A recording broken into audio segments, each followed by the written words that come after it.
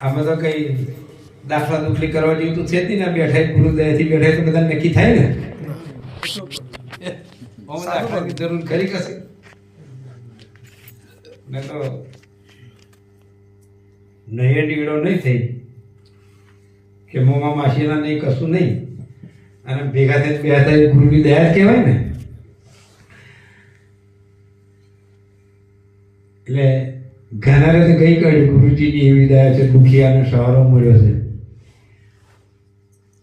વિચાર ન થવા દીધો કે અમને કોઈનું દુઃખ છે, પૈસાનું દુઃખ છે, કોઈને આ દુઃખ છે, કોઈને આ નહીં દુઃખે, આ દુઃખ છે, ભણવાનું ઢીકણું ધંધાનું હોય, નોકરી ના મળતી હોય, નોકરી મળવાની હોય,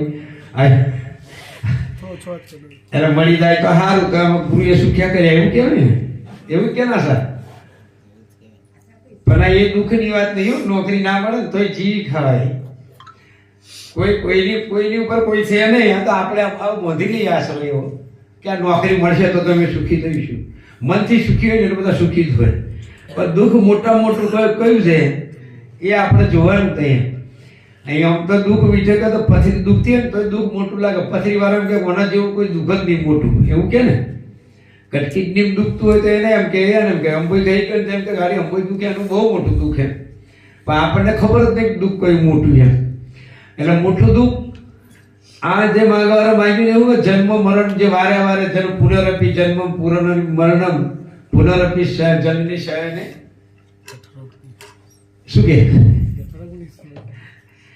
એટલે વારે વારે માતાના ગર્ભમાં જવું, જન્મવું, જન્મે એટલે પાછા મરવાનું.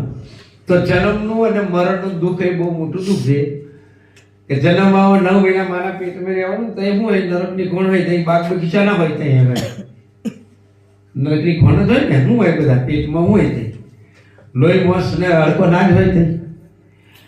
એ બધી એવી નરકની ખોણમાં 9 મહિના રહેવાનું તે ઘડે જીવ છે ને કલ્પન કરતો હોય ત્યાં આગળ અને પ્રાર્થના કરતો હોય ભગવાનને કે મને છોડાવો. તે એને જ્ઞાન હોય બધું એ જીવને તે બધી ખબર હોય કે મારે કમ જન્મ લેવા પણ દુઃખ કમ વેઠવાનું હોય. કારણ કે જન્મ લેતો હોય મળતું કોણ લેતું હોય?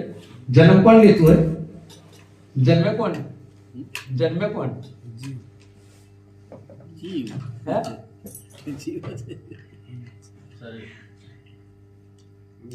જન્મે ને મન, જન્મે ને મન. ફેરા મનના છે બધા. દુઃખ બધી મનનું છે. જીવ તો એ તો આપણે અવસ્થાની વાત છે. પણ મન જન્મે છે ને મનથી જ બધું થાય. એટલે દુઃખ છે ને મન કરે છે ને મન આ ભોગવે કોણ? એક મન જ ભોગવે. મારે ત્યાં આગળ ને પેલો એક દાખલો ને કેરી ઓંબાના